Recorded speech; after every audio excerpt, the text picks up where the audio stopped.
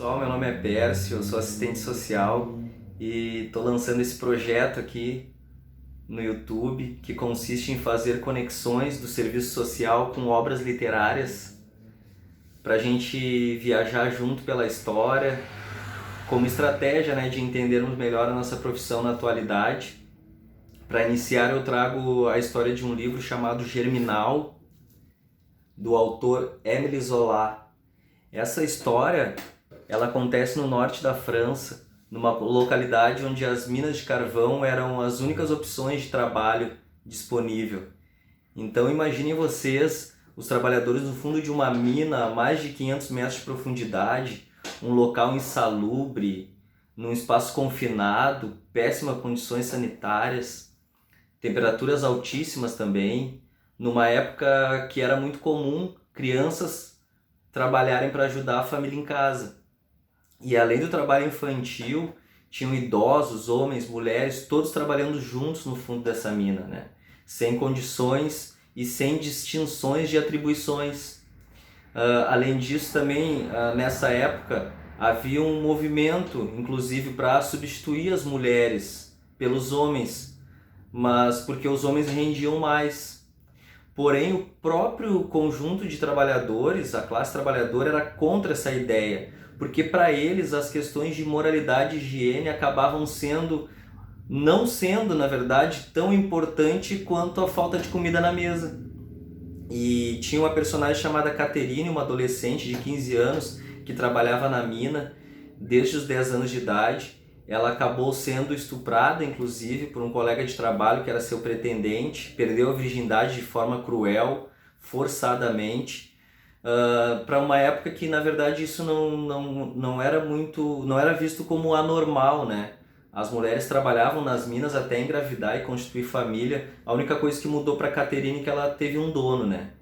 A Caterine foi usada como, a família dela foi usada como modelo nessa história, no sentido do autor nos trazer a repetição familiar, a forma de determinismo social da época. E na casa da Caterine, da família dela, todo mundo se banhava na mesma água, num tonel, um a um, em fila. E essa menina, Caterine, sem privacidade nenhuma e sem preferência na fila, né? Ficava ali exposta. O único que tinha privilégio era o pai da Caterine, que ele era o último a tomar banho e se banhava numa água limpa que era trocada. E ele também tinha preferência na hora do jantar, porque ele era o único que comia carne quando tinha, né? Porque raramente aparecia na mesa, porque esse contexto que é passado a história, a fome é muito intensa, a miséria é muito intensa, né? E o pensamento naquela época também era que o homem precisava, o homem da casa precisava estar forte para trabalhar no outro dia, então se alimentava melhor. A história retrata, então, como eu falei, muito a miséria. O momento era de crise do capital. Os salários dos mineiros, eles estavam recebendo alguns cortes. E nesse meio tempo, a Caterine acabou indo morar com esse pretendente dela, que continuava abusando dela, constantemente, inclusive até publicamente. E engraçado, né, que a mãe da Caterine se revoltou muito com essa mudança dela para casa desse namorado, mas não porque ela era adolescente, porque ela era maltratada. E sim porque o dinheiro da Caterine faria falta em casa, né? A mãe tinha 7 filhos e nem todos ainda tinham idade para trabalhar. Um personagem chamado Etienne, que é o principal personagem dessa história, que era um trabalhador da mina, ele organizou uma revolta contra esse sistema, né, de trabalho, porque insalubre, sem condições, porque os administradores não pagavam justo, não era justo o salário que eles recebiam, né? Estavam recebendo cortes, as familiares passando fome, e a mãe mesmo da Caterine, numa passagem ali, ela vai até a casa de um administrador da mina, com 2 filhos pequenos, um de colo, pedir comida. E a moça que recebe ela lá nesse casarão, né, e ela entrega alguns vestidos e mantas para a mãe da Caterine, mas o que ela queria era dinheiro, isso ela não conseguiu. E essa moça fala para ela que ela deveria fazer menos filho para poder ter mais dinheiro para comer, ou seja, culpabilizando os sujeitos como a gente vê até hoje. E a mãe da Caterine inclusive explica para essa moça que fazer tantos filhos é uma forma de ter mais dinheiro em casa, porque quando eles atingem 10 anos eles podem trabalhar na mina, né? Então o Etienne, vendo essa situação insustentável arrecada um valor em dinheiro, tem a ideia, né, de arrecadar um valor quinzenalmente de cada trabalhador para fazer uma caixa de previdência e então iniciar uma parada, uma greve, né? E esse dinheiro serviria dessa caixinha para eles comerem durante a greve. E nesse momento também o irmão da Caterine acaba quebrando as duas pernas no acidente na mina e um dos mineiros envolvidos nesse acidente morre. Então imediatamente a greve é posta mesmo à prova, né? Eles param de trabalhar, só que essa caixinha acaba durando 2 semanas só. Eles juntaram pouco dinheiro, nem todos contribuíram, nem todos os trabalhadores pararam. E eles começaram a literalmente, durante esse tempo, morrer de fome. Os administradores da mina, eles escutavam os trabalhadores, mas eles não cediam nada, porque eles não acreditavam que a greve ia durar, porque eles pensavam que os trabalhadores não iam aguentar a fome muito tempo, né? Muitos acabaram voltando realmente a trabalhar, e os revoltosos, Etienne e o grupo, né? Então decidiram quebrar a mina. E a polícia foi chamada, morreu muita gente nessa violência, inclusive o pai da Caterine morreu com um tiro no peito numa dessas manifestações.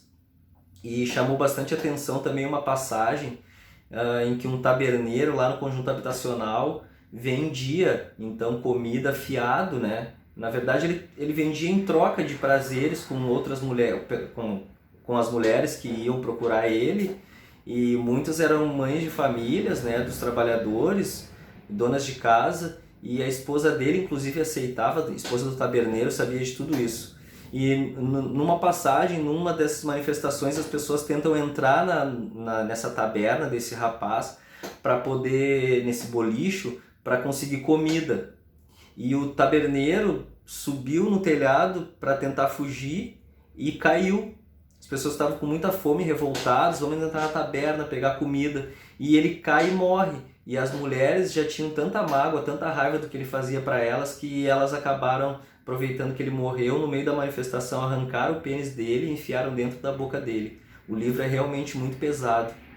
Esse autor, o Émile Zola, ele tinha o naturalismo como estética literária, né? Então ele inclusive foi considerado o pai do naturalismo. Ele é um autor francês, e autores como ele trazem a história de uma época como ela realmente foi. A sociedade está sempre em primeiro plano e faz uma leitura do indivíduo na sua faceta mais cruel e animalesca. Além disso, o Émile Zola, ele dá vida às coisas, né? Humanizando algumas coisas, como é o caso da mina, quando ele fala que ela engole os mineiros, que a mina mata os mineiros vão lá e quebram a mina com raiva dela, como se ela fosse culpada, né? Sendo uma forma de retratar a mão invisível do capitalismo. E para poder nos trazer tanta riqueza, o Émile Zola trabalhou numa mina de carvão durante 2 meses. Isso é muito interessante também. E isso, ele participou nesse meio tempo, durante esse trabalho, de manifestações com grupos de trabalhadores. Ele escreveu 800 páginas das impressões que ele teve sobre essa experiência. Por isso que ele conseguiu levar, então, nos levar para dentro, né? Quem já leu o Germinal sabe, ele nos leva para dentro da história. Apesar de ser um livro pesado, é uma leitura muito importante para nós entendermos esse recorte temporal, que ele traz o início da organização da classe trabalhadora em prol dos seus direitos. Essa história ela aconteceu no início da segunda metade do século XIX, durante a extensão, né, então, da primeira fase da Revolução Industrial, quando os trabalhadores começaram a migrar em massa para um meio de produção coletivo. E nessa época o carvão era o principal combustível das máquinas a vapor.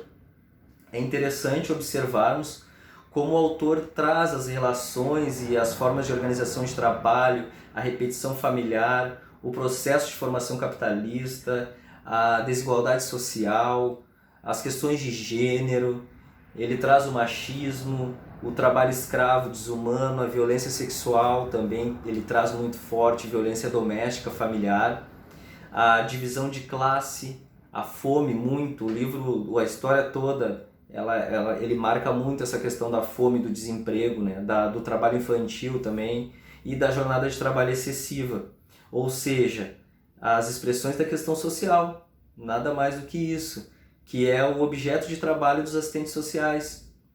Por isso que eu achei interessante fazer essa conexão. Através desse livro a gente acaba identificando o início do surgimento do nosso objeto de trabalho, nós assistentes sociais, que é o operário versus burguesia, que é a exploração versus vantagens. E a concepção da questão social está enraizada na contradição capital-trabalho.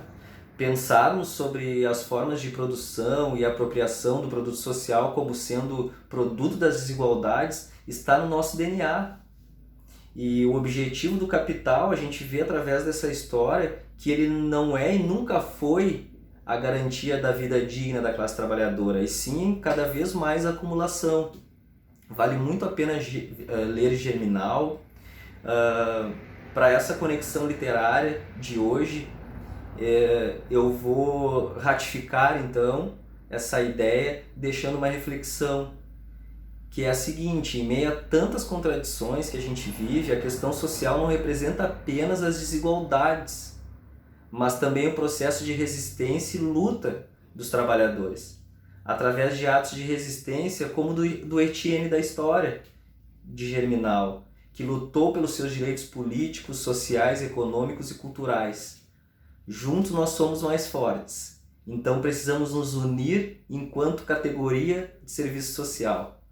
Curta esse vídeo, se gostou, compartilhe e deixe um comentário, isso é muito importante porque a troca de ideias acaba levando a gente a aprender cada vez mais, e a construção ela é feita sempre de forma coletiva.